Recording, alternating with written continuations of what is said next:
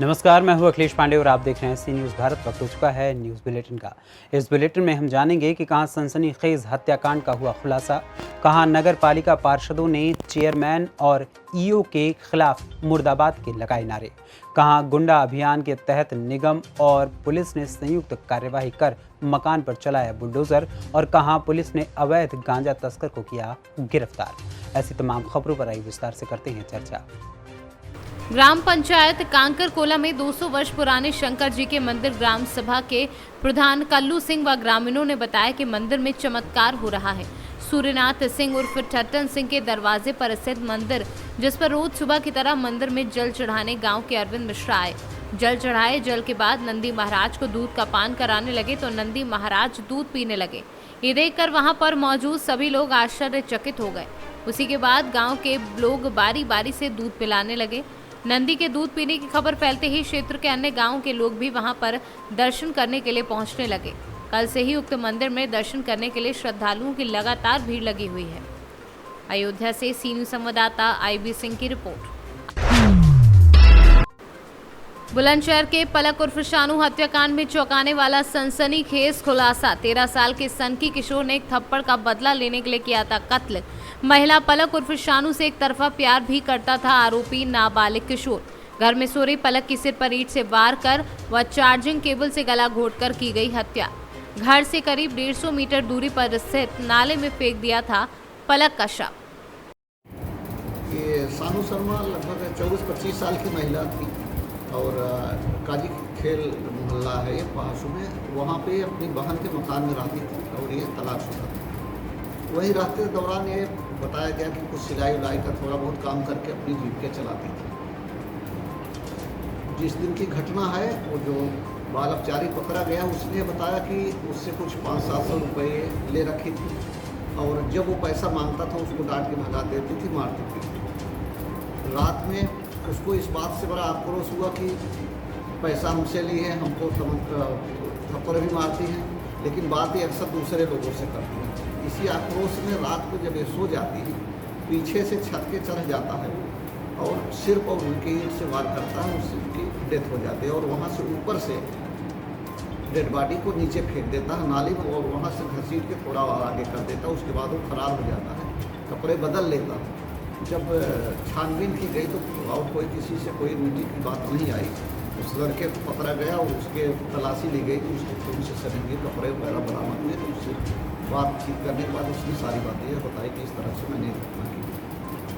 क्या सर ये नाबालिग बच्चे का वन साइड अफेयर भी था लड़की उसके साथ महिला? 14 साल के आसपास उस बच्चे की उम्र है और चूँकि और कोई तीसरा उसमें मौजूद नहीं है, बाइक में हो सकता है इस तरह की कोई बात हो, लेकिन जो घटना हुई है उसकी मुख्य वजह ये है कि उससे कुछ उसने 500-700 रुपये ले रखे थे। जब वो मांगता था तो डांट के भगा देती थी और उस दिन उसको थप्पड़ मार दिया था। जिस आक्रोश में आक्रोशित होकर के उसने इस घटना। बुलंदशहर से सी न्यूज़ संवाददाता नितिन सिंह राजपूत की रिपोर्ट। आज फिरोजाबाद नगर पालिका शिकोहाबाद में चुने गए सभासदों ने चेयरमैन मुमताज बेगम व ईओ के खिलाफ मुर्दाबाद के जमकर नारे लगाए एवं 1 दिवसीय धरना प्रदर्शन किया। उन्होंने कहा कि अगर सब कुछ इसी प्रकार से चलता रहा तो हम सभासदों को जिन मोहल्लों वालों ने वोट देकर जिताया था उन्हीं की गली कूचों का कोई विकास नहीं करा पाएंगे तो सभासद होने का क्या फायदा। आज आप लोग नगर पालिका में क्यों बैठे धरना दे रहे हैं? आज शिकोहाबाद नगर पालिका क्षेत्र के सभी सम्मानित सदस्य यहाँ उपस्थित हैं और 1 दिवसीय हम लोग धरना प्रदर्शन दे रहे हैं। इसका मुख्य कारण है जनहित में हम लोगों को चुना गया और हम लोग जनहित के कार्यों की आवाज़ न बुलंद कर पाएँ। इसके लिए हम लोगों ने ईओ साहब से जब बात की, लगातार मुलाकात उनसे करने का समय मांग रहे हैं। कल पूरे दिन हम लोग नगर पालिका में रहे लेकिन उनकी हठधर्मी इतनी है उन्होंने मिलने के लिए हमें समय नहीं दिया। जब आज वो सुबह बैठे थे और हम लोगों ने मिलने का उन्हें आग्रह उनसे किया तो उन्होंने कहा कि मेरे पास समय नहीं है, आला अधिकारियों का फ़ोन आ रहा है। और उसके बाद में हम लोग धरना प्रदर्शन में बैठे, वो आए और उनका कहना ये था कि मैं कुछ नहीं कर सकता, ना कोई बात करूंगा ना सुनूंगा, आपको बैठना है बैठिए, जो करना है करिए। ये हठधर्मी उनके पास है। मेरे पास जमीन खड़ी नहीं है। और हम लोगों ने उनसे जब ये कहा कि बोर्ड बैठक बुलाइए, पैसा नगर पालिका में आया हुआ है, शासन पैसा दे रहा है, प्रशासन हमारा उत्तर प्रदेश सरकार पैसा दे रही है, लेकिन केवल बदनाम कैसे उत्तर प्रदेश सरकार को करना है इसके लिए केवल निर्माण कार्य नहीं कर रहे हैं। पैसा आया हुआ वापस जाने की कगार पे है। 3 करोड़ से ऊपर ज़्यादा पैसा आया हुआ है, लेकिन ये उसके लिए अभी तक कार्य योजना तैयार नहीं कर पाए हैं। ये नगर पालिका की हालत है। हम लोगों का एक ही आग्रह है, माननीय डीएम साहब से भी हम लोग आग्रह कर रहे हैं कि हमारी नगर पालिका में देखिए कि क्या हालत है। लोग निकलने को परेशान हैं। जहाँ NH2 पर पानी भरा हुआ है, लेकिन ये साहब कहते हैं कि हमारे पास समय नहीं है। फिरोजाबाद से सी न्यूज संवाददाता सन्नीश कुमार गुप्ता की रिपोर्ट। इंदौर में पिछले कुछ समय से रुकी हुई गुंडा अभियान की कार्यवाही एक बार फिर शुरू हो गई है, जहां इंदौर के मल्हारगंज थाना क्षेत्र के शंकरगंज जिंसी में निगम और पुलिस ने संयुक्त कार्यवाही करते हुए मंगलवार सुबह गुंडे के मकान को तोड़ने की कार्यवाही की। सर, आज की कार्रवाई के बारे में अंचल पिता शिव प्रसाद अवस्थी उर्फ नान गुरु का आपराधिक रिकॉर्ड होने से पुलिस द्वारा लेटर आया गया था। इनके मकान का दस्तावेजों का परीक्षण किया गया। ये मकान की स्वीकृति नहीं पाए जाने पर उक्त मकान को हटाने की कार्रवाई की जा रही है। सर, कितना बड़ा मकान है, क्या स्थिति? ये G+2 का मकान है, 15 बाई 60 का, लगभग 900 स्क्वायर फीट। यहाँ पे मशीन और ह्यूमन टीम और पुलिस प्रशासन लगा हुआ है, जिस पर कार्रवाई कर रहे हैं। पूरा मकान डिसमेंटल होगा सर? गली में होने से प्रॉब्लम आ रही है। ब्रेकर मशीन और JCB लगी हुई है। मकान पूरा गिराया जाए। कौन सा क्षेत्र है ये 44/1 शंकरगंज जिंसी। सर, यहाँ गुंडे पर कार्रवाई की जा रही है, क्या नाम है गुंडे का और किस तरह की कार्रवाई? अंचल अवस्थी नाम का एक बदमाश है थाना मल्हारगंज क्षेत्र का, जिसके ऊपर कुल 5 विभिन्न धाराओं में मारपीट, अड़ीबाजी और अवैध अग्नेयास्त्र रखने संबंधित मामले पंजीबद्ध हैं। तो उसमें यहाँ पर नगर निगम के द्वारा जो भी उनके विधिक प्रावधान है उसके अनुसार उनके रिमूवल की कार्रवाई उसके मकान पे की जा रही है। गुंडा बाहर है, अभी जेल में है? अभी यहाँ तो नज़र नहीं आया है, संभवतः शायद अभी यहाँ पर तो नहीं है, बाहरी होना चाहिए। सर, किस तरह के अपराध है इसके ऊपर? इसके ऊपर मारपीट के, अड़ीबाजी और ये अवैध अग्नेयास्त्र रखने संबंधी अपराध, कुल 5 अपराध इसके ऊपर पंजीबद्ध। सर, गुंडा अभियान की कार्रवाई के तहत ये स्टार्ट हुआ है। गुंडों के खिलाफ काफ़ी पहले से ही शहर में कार्रवाई वरिष्ठ अधिकारी निर्देशानुसार कार्रवाई की जा रही है और आगे भी कार्रवाइयाँ चलती रहेंगी। बाकी जो भी मकान निर्माण के संबंध में जो भी विधिक प्रावधान रहते हैं उनका पालन किया है या नहीं किया है, जो भी है नगर निगम के जो अपने इसमें जो गाइडलाइन है उसके हिसाब से इसमें कार्रवाई की जा रही है। कितने थानों का बल लगा है यहाँ पे सदर बाजार और मल्हारगंज 2 थानों का बल लगा है। सर, कार्रवाई में किसी तरह की कोई विरोध दिखा क्या? नहीं, ऐसा कुछ है। इंदौर से सी न्यूज संवाददाता सुरेश बैरागी की रिपोर्ट। उन्नाव के अजगैन कोतवाली JP पांडे को मिली बड़ी सफलता। जनपद उन्नाव के अजगैन थाना क्षेत्र के नवाबगंज के सौरभ डाबा के 100 मीटर की दूरी पर कस्बा नवाबगंज के पास से एक व्यक्ति को अवैध गांजा बिक्री करते पकड़ा गया, जिसके पास से 2 किलो गांजा व 350 रुपए बरामद हुए। अभियुक्त रामजीवन पुत्र स्वर्गीय होशराम निवासी शेखपुर जंसार के खिलाफ NDPS एक्ट के तहत धाराओं में मुकदमा दर्ज कर जेल भेज दिया गया है। उन्नाव से सी न्यूज संवाददाता पंकज राजपूत की रिपोर्ट। आपको बता दें कि जिला प्रशासन की ओर से समाज कल्याण विभाग के द्वारा जिला मुख्यालय के सिंचाई कॉलोनी स्थित जर्जर भवन में वृद्धाश्रम का संचालन किया जा रहा है।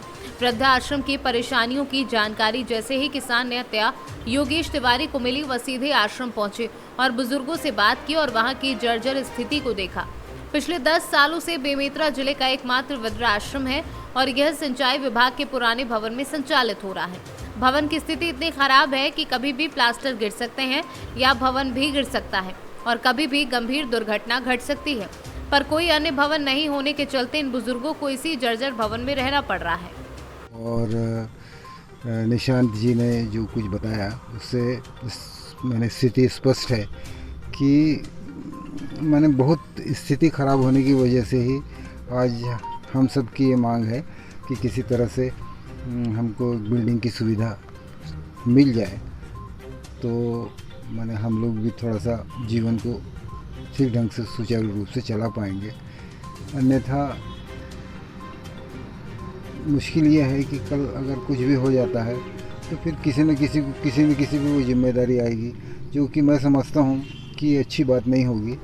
इसलिए बेहतर यह है कि इन लोगों ने जो सलाह दिया है, तिवारी साहब ने विशेषकर, उस सलाह पे गौर किया जाए, उस पे ध्यान दिया जाए और हमारे लिए कुछ जो सुविधा हो सकती है वो उपलब्ध कराई जाए। ताकि जो यहाँ का संचालन कर रहे हैं भाई साहब, कि यहाँ जर्जर स्थिति हो गई है और इस समय बरसात में इन लोगों को बहुत ज़्यादा तकलीफ का सामना करना पड़ा। प्लास्टर पूरा जर्जर हो गया है, कहीं से पानी टपक रहा है, चूर है, यानी कभी भी प्लास्टर गिर जाए तो कोई दुर्घटना हो जाए। तो उस ट्रस्ट के माध्यम से इसका जीर्णोद्धार करना चाहता हूँ। तो इसके लिए मैंने कलेक्टर को लगाया। कलेक्टर से मेरी बात नहीं हो पाई, लेकिन समाज कल्याण के जो बाबू हैं, जो हेड हैं गेडाम साहब, उससे मैंने बात किया तो वो बोले तो सिंचाई कॉलोनी का बिल्डिंग है और मैं बगैर बात किए बगैर उसके परमिशन में नहीं बता सकता। तो मैं करना चाह रहा हूँ, अगर सरकार अनुमति दे दे, शासन के लोग परमिशन दे दे, तो इसमें जो भी 2-4-3-4 लाख रुपए जो खर्चा होगा मैं इसको खर्च करके बुजुर्ग हमारी जो माता पिता रहते हैं उनके रहने लायक बनाना चाहता हूँ। इसी के लिए मैं आया हुआ। बेमेतरा से सी न्यूज संवाददाता संजू जैन की रिपोर्ट। बुलंदशहर के अहमदगढ़ थाना पुलिस का चोरों में नहीं रहा कोई खौफ। शाम ढलते ही अहमदगढ़ थाना क्षेत्र में चोर हो जाते हैं सक्रिय। अहमदगढ़ थाना पुलिस सोई कुंभकर्णी नींद में। मातृ थाने से 500 मीटर की दूरी पर सरकारी पीएचसी में हुई चोरी। अहमदगढ़ पीएचसी से अज्ञात चोर करीब 60 से 70 हजार रुपए का सामान चुराकर रफू चक्कर हुए। इससे पहले भी है अहमदगढ़ थाना क्षेत्र में कई चोरी की घटनाएं हो चुकी हैं, लेकिन अहमदगढ़ थाना पुलिस आज तक नहीं कर पाई चोरी का खुलासा। अहमदगढ़ प्राथमिक स्वास्थ्य केंद्र में चोरी का एक मामला है, क्या मामला है? जी, मैं डॉक्टर टीटू वर्मा, पीएचसी प्रभारी अहमदगढ़। आज सुबह जब हम अस्पताल परिसर में आए तो हमने देखा कि जो मेन गेट का ताला है वो टूटा पड़ा था। तो उसके बाद हमने 112 नंबर पर कॉल करके पुलिस को सूचना दी। पुलिस के आने के बाद हम जब अस्पताल परिसर में अंदर आए, अस्पताल से 1 किलोवाट का एक इन्वर्टर, 2 बैटरा और 1 रिवॉल्विंग चेयर, इसमें 1 हीटर था, रूम हीटर। ये सामान हमारा चोरी हुआ है। करीब कितने का सामान?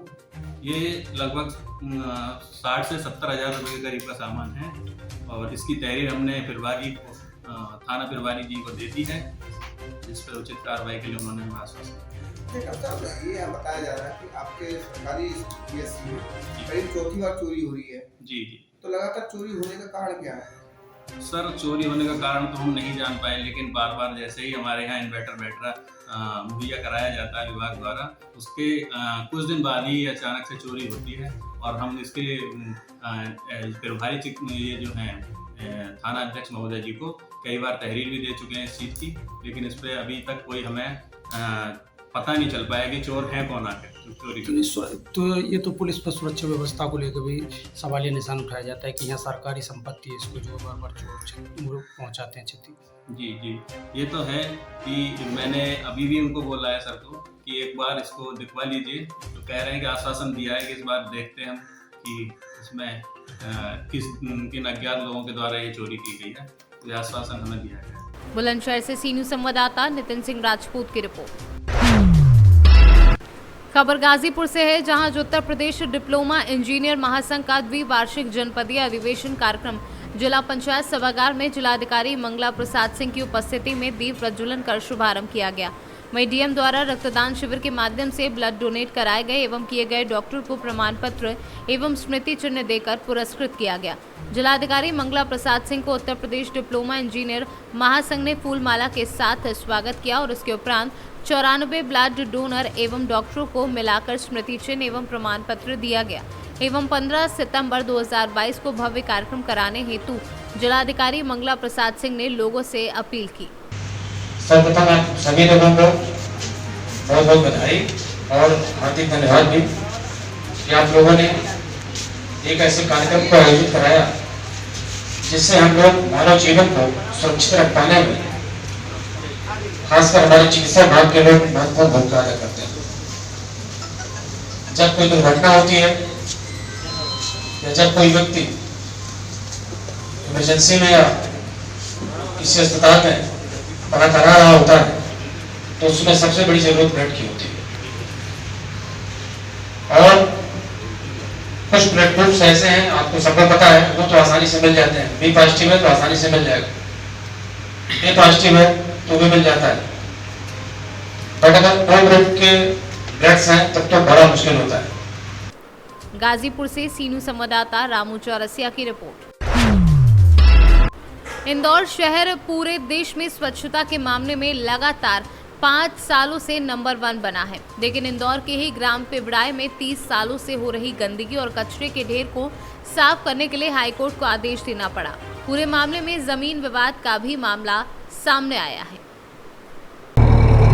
बताएं सरपंच साहब, ये क्या मामला है और क्या ये काफ़ी वर्षों से घोड़े पड़े थे यहाँ पे, तो माननीय ये क्या है, ज़मीन वालों का उनका विवाद चल रहा था, जिनके घोड़े थे उनका और जो सामने ज़मीन है ना, इनका विवाद चल रहा था।